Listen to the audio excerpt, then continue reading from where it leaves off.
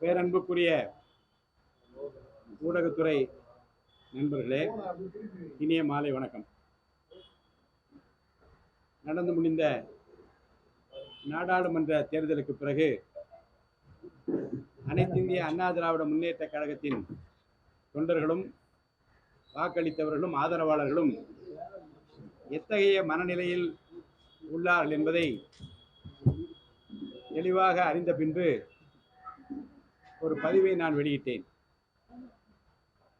ஒன்றுபட்டால் உண்டு வாழ்வே, நம்மில் ஒற்றுமை நீங்கில் அனைவருக்கும் தாழ்வே, நன்றிது தேர்ந்திடல் வேண்டும், இந்த ஞானம் வந்தாற்பின் நமக்கேது வேண்டும் என்று மகாகவி பாரதியார் பாடிய பாடலை முன்வைத்து 100 ஆண்டு காலம் அனைத்து இந்திய அண்ணா திராவிட முன்னேற்ற கழக ஆட்சி நீடிக்க வேண்டும் என்று முழங்கிய புரட்சித் தலைவி அம்மா அவர்களது வாசகத்தையும் 1000 ஆண்டு காலமானாலும் அதிமுகவை அழிக்க முடியாது என்று புரட்சித் தலைவர் பேசிய பேச்சுக்களையும் மனதிலே வைத்து பிரிந்து கிடக்கின்ற அனைவரும், பிரிந்து நிற்கின்ற அனைவரும் ஒன்று சேர வேண்டும் என்ற உத்வேகத்தின் காரணமாக அந்த பதிவை வெளியிட்டு தமிழ்நாடு முழுவதும் இருந்து எல்லா அணிகளிலும் இருக்கிற முன்னணி செயல் வீரர்களும் நிர்வாகிகளும் தொலைபேசியில் தொடர்பு கொண்டு இது நல்ல கருத்து, இது எல்லா இடங்களிலும் எதிரொலிக்க வேண்டும், எல்லோரும் ஒன்றுபட வேண்டும், எல்லோரும் ஒன்றுபட்டால்தான் அனைத்து இந்திய அண்ணா திராவிட முன்னேற்ற கழகம் மீண்டும் ஆட்சியை பிடிக்க முடியும் என்கின்ற அந்த நம்பிக்கையை எனக்கு தெரிவித்துக் கொண்டே இருக்கின்றார்கள்.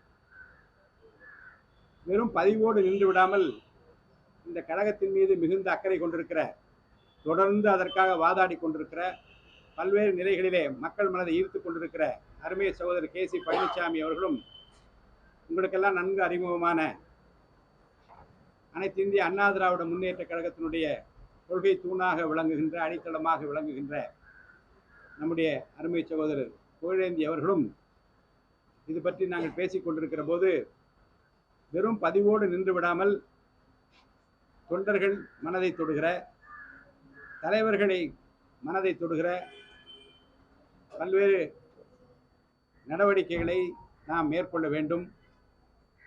அப்படி நடவடிக்கைகளை மேற்கொள்ளக்கூடிய உத்திகளை எல்லாம் நாம் செய்வதற்கு தயாராக வேண்டும். எப்பாடுபட்டாலும் இந்த கழகத்தை ஒன்று சேர்க்க வேண்டும், தலைவர்களை ஒன்று சேர்க்க வேண்டும், ஒருமித்த கருத்தோடு அனைவரும் பணியாற்றுவதற்குரிய வாய்ப்புகளை உருவாக்க வேண்டும் என்கின்ற அந்த அடிப்படையில் அனைத்து இந்திய அண்ணா திராவிட முன்னேற்ற கழக ஒருங்கிணைப்பு குழு என்று ஒன்றை வைத்து எங்களுடைய தூய பணியை தொண்டு உள்ளத்தோடு தொண்டர்களை மனதிலே வைத்து செய்கிற இந்த பணியை இன்றைக்கு நாங்கள் துவக்கி இருக்கிறோம். இதில் வெறுப்பு இல்லாமல், வேண்டியவர் வேண்டாதவர் என்று இல்லாமல் அனைத்து இந்திய அண்ணா திராவிட முன்னேற்ற கழகத்தின் அனைத்து பிரிவுகளிலே இருக்கின்றவர்களும் இந்த செய்தியை மனதிலே கொண்டு ஆங்காங்கே தங்களுக்குரிய பணியினை இதை நோக்கி செய்வார் என்ற நம்பிக்கையும், குறிப்பாக நான் அனைத்து இந்திய அண்ணா திராவிட முன்னேற்ற கழக தொண்டர்கள் உரிமை மீட்பு குழுவில் தர்ம யுத்தத்தில் இருந்து மாண்புமிகு அண்ணன் OPS அவர்களுக்கு நான் உறுதுணையாக இருந்து கொண்டிருக்கிறேன். இப்போது மேலே இருந்தேன். ஆனால் கழக ஒருங்கிணைப்பு குழு என்று ஒன்றை வைத்துவிட்டு நான் ஒரு அணியினுடைய நிர்வாகியாக இருப்பது எப்படி பொருத்தமாக இருக்கும் என்ற கேள்வி எனக்குள்ளே பிறந்தது. எனவே இந்த நிமிடத்திலே இருந்து அனைத்து இந்திய அண்ணா திராவிட முன்னேற்ற கழக தொண்டர்கள் உரிமை மீட்பு குழுவிலே இருந்து நான் விலகிக் கொள்கிறேன். எனக்கு அளிக்கப்பட்டிருக்கிற அந்த பொறுப்பிலிருந்து விலகிக் கொள்கிறேன். என்னுடைய நோக்கமெல்லாம் பிரிந்து கிடக்கிற புரட்சி தலைவரை அறிந்திருக்கிற தலைவர்கள், புரட்சி தலைவி அம்மாவை அறிந்திருக்கிற தலைவர்கள் அத்தனை பேரும் ஒன்றாக இணைய வேண்டும், எல்லோரும் ஒன்று சேர்ந்து அனைத்து இந்திய அண்ணா திராவிட முன்னேற்ற கழக ஆட்சியை கொண்டு வர வேண்டும் என்கின்ற அந்த லட்சிய முழக்கத்தோடு இந்த எளிய பணியை உங்கள் ஆசையோடு தொடங்க இருக்கிறோம் என்பதை நான் மகிழ்ச்சியோடு தெரிவித்துக் கொள்கிறேன். அடுத்து அருமை சகோதரர் புகழேந்தி அவர்கள் இந்த கருத்துக்களை ஒட்டி தன்னுடைய உள்ளக்கிடக்கையை வெளிப்படுத்துவார்கள்.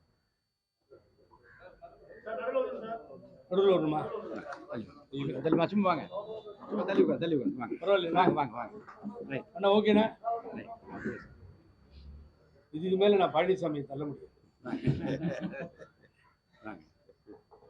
எல்லோருக்கும் வணக்கம். முதல்ல ஒரு பெரிய அதிசயமான காட்சியை பார்ப்பீங்க.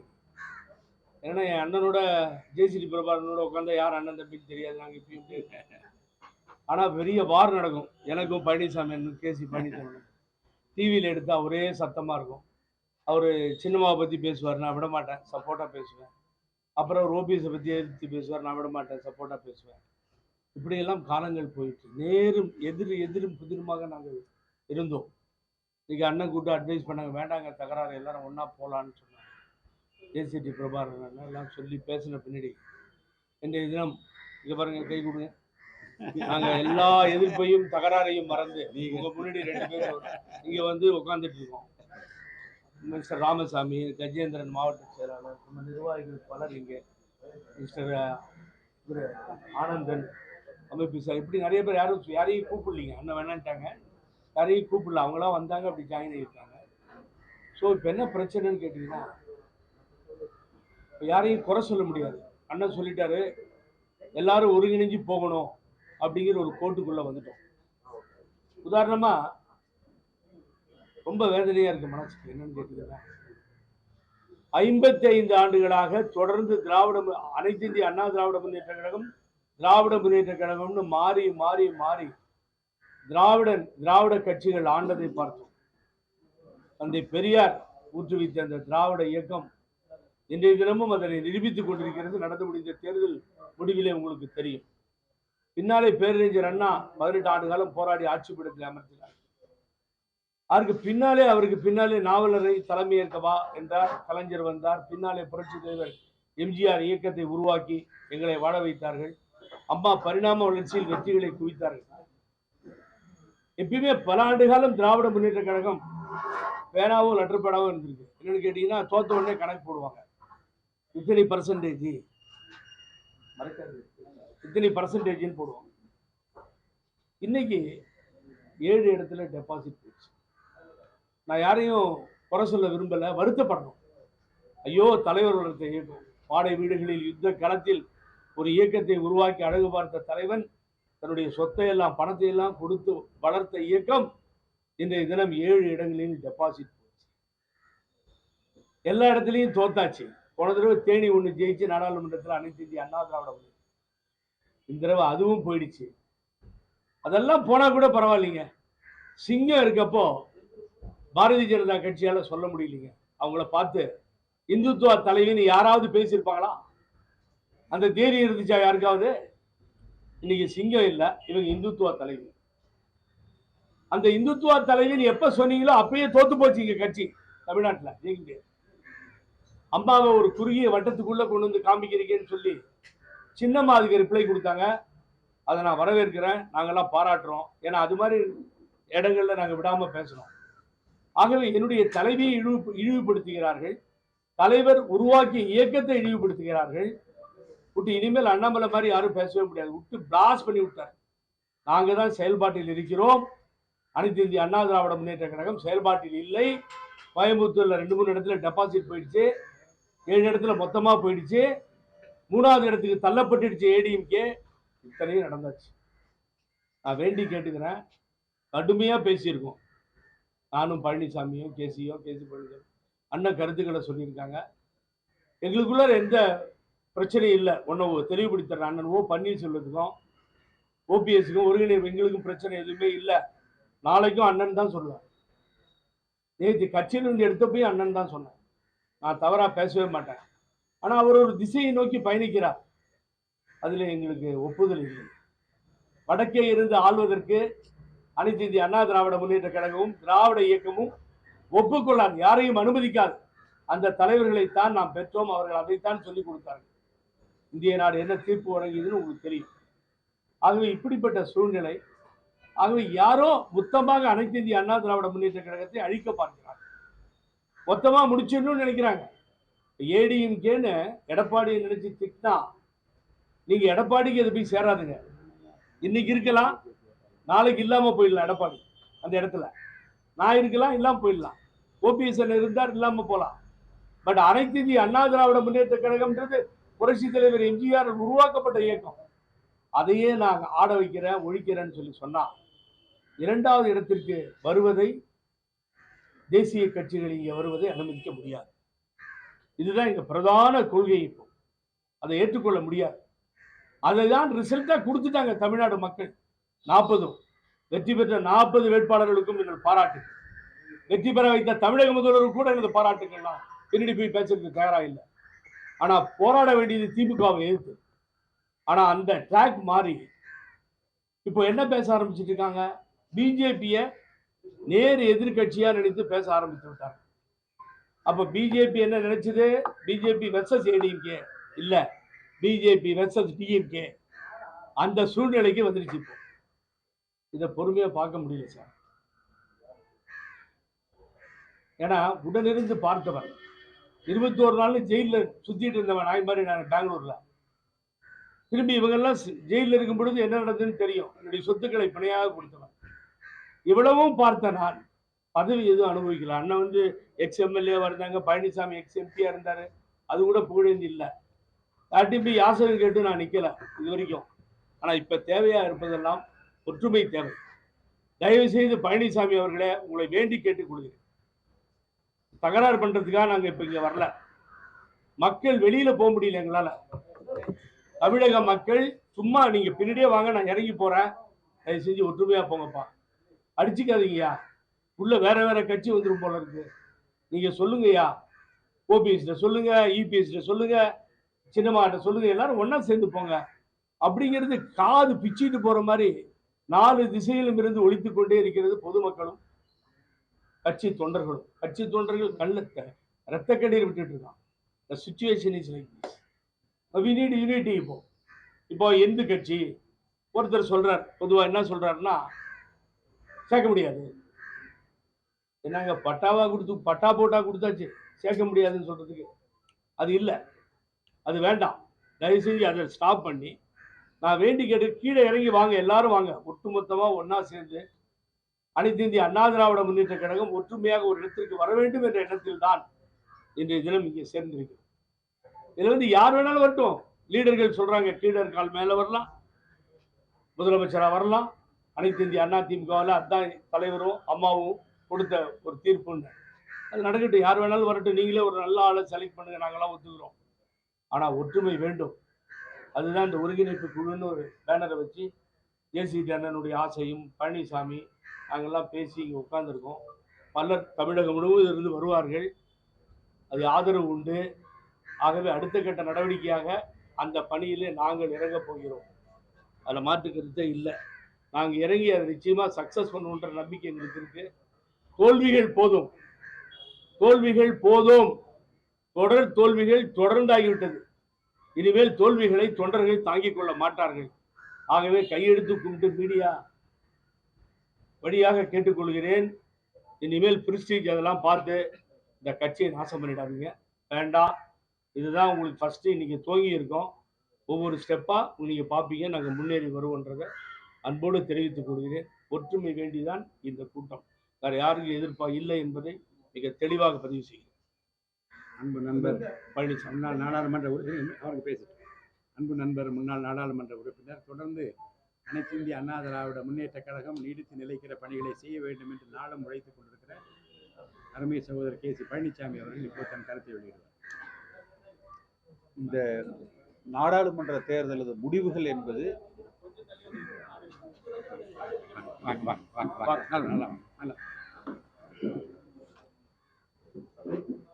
நடந்து முடிந்த இந்த நாடாளுமன்ற தேர்தல் என்பது ஒட்டுமொத்த அதிமுக தொண்டர்களுக்கு ஒரு பேர் இடியாக அந்த முடிவுகள் இருக்கு. இதற்கு முன்பும் கூட அதிமுக தோத்துருக்கு. ஆனா இவ்வளவு பெரிய வாக்கு வங்கி சரிவை அதிமுக அதனுடைய வரலாற்றில் கண்டதில்லை. இந்த தேர்தலில் மக்கள் உணர்த்தி இருக்கிற பாடம், ஒன்றுபட்ட அதிமுகவை உருவாக்குங்கள். அப்படி ஒன்றுபட்ட அதிமுகவை ஆளுகிற கட்சியாக உருவாக்குவதற்கு மக்கள் தயாராக இருக்கிறார்கள் என்கிற செய்தியை தான் இந்த தேர்தலில் அவர்கள் உணர்த்தி இருக்கிறாங்க. இந்த தேர்தல் முடிவுகளுக்கு பிறகு பெரும்பாலான அதிமுக தொண்டர்களும் மக்களும் தெரிவிக்கிற கருத்துக்கள் பார்த்தீங்கன்னா, அதிமுக ஒன்றுபட வேண்டும் என்கிற இந்த ஒரு கருத்து தான் தமிழ்நாடு முழுக்க தொண்டர்களால் முன்னிறுத்தப்படுது, வாக்காளர்களால் வலியுறுத்தப்படுது. அந்த அடிப்படையில் அண்ணன் திரு ஜேசிடி அவர்கள், திரு புகழேந்தி அவர்கள், நாங்க எங்களுக்குள்ள 1-2 முறை கலந்து பேசி, நாம் எந்த அணியும் சாராமல் இந்த கழகத்தை ஒருங்கிணைக்கிற பணியை, ஒற்றுமைப்படுத்துகிற பணியை நம்ம இதை முன்னெடுக்கலாம் என்கிற ஒரு முயற்சி. அப்படி அந்த முன் எடுக்கிற பொழுது நிச்சயமாக அதிமுகவாக பயணிக்க வேண்டும். தேசிய கட்சிகளுக்கு அடிபணிந்தோ அல்லது அவர்களை சார்ந்தோ அல்லது அந்த தலைவர்கள் கருத்துக்களை பிரதிபலிக்கிற பிரதிநிதிகளாகவோ யாரும் அதிமுகவுக்கு உள்ள இருந்து கொண்டு செயல்படக்கூடாது. ஒன்று. இரண்டாவது, இது எந்த குடும்பத்தின் பிடிக்கும் போய்விடக்கூடாது. அடுத்து, எல்லோரும் இதுல இவர்களை எல்லாம் நாங்க சேர்த்துக்க மாட்டோம், இவர்கள் இல்லாமையே நாங்க வலிமையா இருக்கிறோம், இவங்க அந்த தப்பு பண்ணிட்டாங்க, இந்த தப்பு பண்ணிட்டாங்க அப்படின்னா, தப்புங்கிறது எல்லாருமே பண்ணியிருப்பாங்க கடந்த காலத்துல. அம்மா அவர்கள் சட்டமன்றத்துல சொன்னது போல பரிதி இளம்பழுதிட்டு ஒரு தடவை சொன்னாங்க. அதாவது எதிரில் இருக்கிற எதிர்க்கட்சி உறுப்பினர்கள் பேசுறதை விட என் அருகில் அமைந்திருக்கிற இந்த அமைச்சர்கள் என்னை அதிகம் விமர்சித்திருக்கிறார்கள். அந்த விமர்சனத்தை தாங்கிய காரணத்தினால்தான் நான் இன்றைக்கு முதலமைச்சராக இங்கே அமர்ந்திருக்கிறேன். இது அம்மா அவர்கள் சட்டமன்றத்தில் சொன்ன வார்த்தை. அதே போல திரு எஸ்டிஎஸ் அவர்கள் புரட்சி தலைவர் எம்ஜிஆரை பத்தி கவர்னர் இடத்துல கொண்டு போய் ஊழல் குற்றச்சாட்டுகளை எல்லாம் கொடுத்தார். அன்றைக்கு நடந்த பொதுக்குழுவுல நானு, அண்ணன் ஜேசிடி, புகழேந்தி எல்லாருமே இருந்திருக்கிறோம். அன்றைக்கும் புரட்சி தலைவர் அவர்கள் பேசுகிற பொழுது சொன்னது, இந்த இயக்கத்தில் பயணிக்கிற ஒரு தொண்டரை கூட இழந்து விடுவதற்கு நான் விரும்ப மாட்டேன். அவரும் நம் இயக்கத்திற்காக உழைத்திருக்கிறார். எல்லோரும் ஒருங்கிணைந்து ஒன்றாக நமக்குள்ள இருக்கிற அந்த கருத்து வேறுபாடுகளை நமக்குள் அமர்ந்து பேசிக்கொள்ளணும். இதுதான் புரட்சி தலைவர் எம்ஜிஆர் அவர்களும் விரும்பி இருக்கிறார். அடுத்து, புரட்சி தலைவர் எம்ஜிஆர் இறந்ததற்கு பிறகு ஜே அணிகள் பிரிந்தது. சட்டமன்றத்துக்குள்ள மைக்கை வச்சு கலட்டி ஒருத்தருக்கு ஒருத்தர் எம்எல்ஏக்களை தாக்கி கொண்ட சம்பவங்களும், சட்டமன்றத்துக்கு உள்ள காவல்துறை சட்டமன்றத்துக்கு உள்ள சட்டமன்ற உறுப்பினர்களை அடித்து வெளியேற்றியதும் தமிழ்நாடு பார்த்திருக்குது. ஆனால் அன்றைக்கு இருந்த அதே தொண்டர்களும் சரி, தலைவர்களும் சரி, அடுத்து வருகிற அந்த தேர்தலில் தோல்வியை கண்டவுடன் இந்த இயக்கம் ஒன்றிணைக்கப்பட வேண்டும் என்கிற ஒரு முடிவுக்கு வந்தாங்க.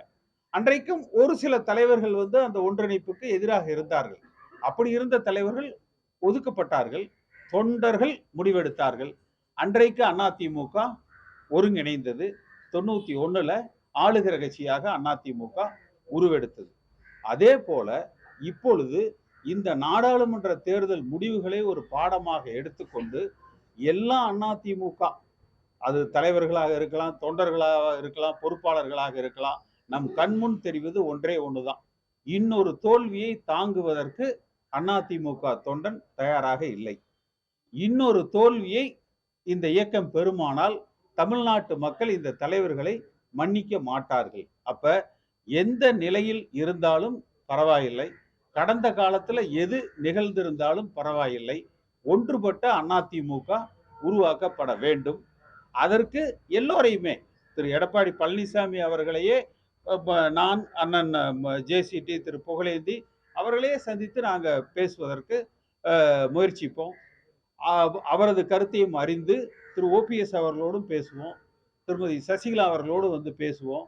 இன்னும் இருக்கிற எல்லோரிடத்திலும் பேசி எங்களது ஒரே நோக்கம், இந்த இயக்கம் ஒற்றுமைப்படுத்தப்பட வேண்டும். வருகிற சட்டமன்ற தேர்தலில் 2026 ஆளுகிற கட்சியாக அதிமுக உருவாக வேண்டும். இந்த கருத்துல இப்ப தமிழ்நாடு முழுக்க இருக்கிற அதிமுக தொண்டர்கள் என்னையோ, திரு ஜேசிடி அவர்களையோ, திரு புகழேந்தி அவர்களையோ அவர்களது கருத்துக்களை எங்களிடத்துல சொல்லலாம், கடிதம் மூலமாக சொல்லலாம், தொலைபேசியில சொல்லலாம், பத்திரிகைகள்ல சொல்லலாம், எப்படி வேணாலும் சொல்லலாம். அந்த கருத்துக்களை இன்னும் ஒருவேளை இதுக்கு தேவைப்பட்டால் மாவட்ட வாரியாக பயணித்து தொண்டர்களின் கருத்துக்களை முழுமையாக அறிந்து அந்த கருத்துக்களை தொகுத்து அந்த அடிப்படையில் திரு எடப்பாடி பழனிசாமி அவர்களிடத்துல பேசுவோம். அதே போல திரு ஓபிஎஸ் அவர்களிடத்திலும் பேசுவோம், திருமதி சசிகலா அவர்களிடத்திலும் பேசுவோம். இந்த இதுல நான் தான் பொதுச் செயலாளர், நான் தான் ஒருங்கிணைப்பாளர், நான் தான் முதலமைச்சர் என்பதையெல்லாம் தாண்டி, ஏன்னா எல்லோரும் பெருமையாக சொல்லிக் கொள்வது நாங்கள் தொண்டர்களாக இருந்து இந்த நிலைக்கு உயர்ந்திருக்கிறோம்.